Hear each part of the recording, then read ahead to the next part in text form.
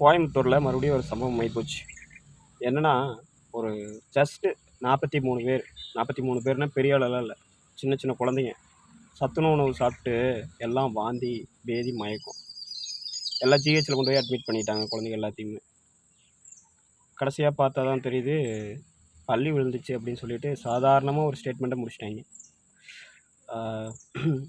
இதுலேயே தெரியுதுல்ல உங்களுக்கு, ஆட்சியில் இருக்கிறவங்க வந்து இதெல்லாம் கவனிக்கணும். எதை கவனிக்கணுமோ அதெல்லாம் கவனிக்காமல் திரிஷா விஜய், அதுக்கப்புறம் விஜயலட்சுமி, அப்புறம் இன்னும் சங்கீதா, இதையெல்லாம் கவனிச்சிட்ருக்காங்க.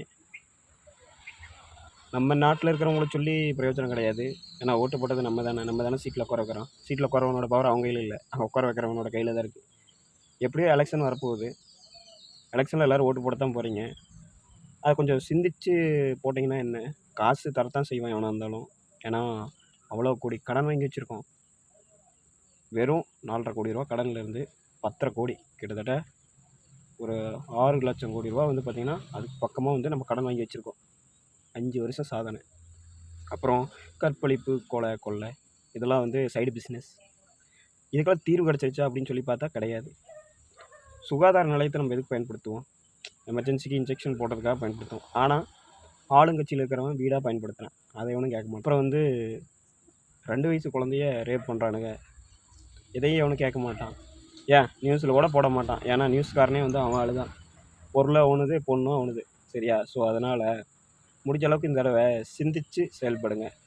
ஒரு பெட்டரான ஆப்ஷன் வந்து பார்த்திங்கன்னா கண்டிப்பாக இருக்குது.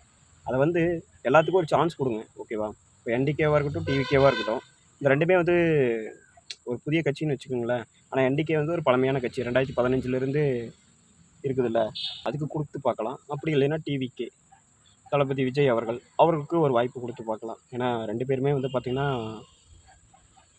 எனக்கு தெரிஞ்ச அளவுக்கு ஓரளவுக்கு இருக்கிற பிரச்சனையில் ஏதோ ஒரு சிலதை வந்து பார்த்திங்கன்னா சரி செய்வாங்க. எல்லாத்தையும் சரி செய்வாங்க, மக்களுக்கு எல்லாமே பண்ணுவாங்கன்னு நம்ம வந்து 100% சொல்ல முடியாது.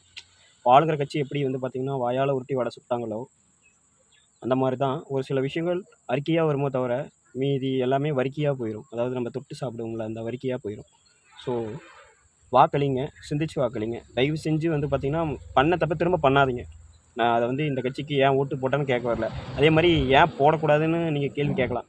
அதெல்லாம் உங்களுக்கே தெரியும். உங்கள் வீட்டில் ஏதாச்சும் ஒன்று நடந்தால் நீங்கள் யோசிப்பீங்க, அது அடுத்த வீட்டில் தான் நடக்குது. ஸோ அதை நீங்கள் யாரும் யோசிக்க மாட்டீங்க. 2026 சட்டமன்ற தேர்தல் எப்படி இருக்க போகுது, யார் வின் பண்ண போகிறான்னு சொல்லிட்டு மறக்காமல் கமெண்ட் செக்ஷனில் கமெண்ட் பண்ணிடுங்க. அப்படியே நம்மளோட சேனலை மறக்காமல் சப்ஸ்கிரைப் பண்ணிக்கோங்க. தேங்க்யூ.